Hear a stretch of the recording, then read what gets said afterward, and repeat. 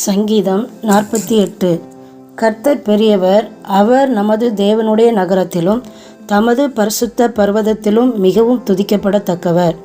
வட திசையிலுள்ள சீயோன் பர்வதம் வடிப்பமான ஸ்தானமும் சர்வ பூமியின் மகிழ்ச்சியுமாயிருக்கிறது.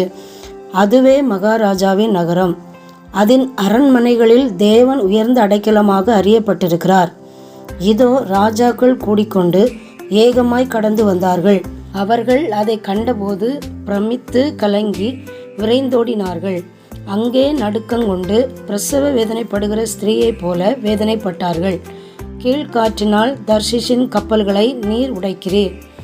நாம் கேள்விப்பட்டபடியே நமது தேவனுடைய நகரமாகிய சேனைகளுடைய கர்த்தரின் நகரத்திலே கண்டோம். தேவன் அதை என்றென்றைக்கும் ஸ்திரப்படுத்துவார்.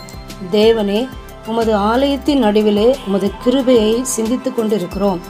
தேவனே, உமது நாமம் விளங்குகிறது போல உமது புகழ்ச்சியும் பூமியின் கடையாந்தரங்கள் பரியந்தமும் விளங்குகிறது.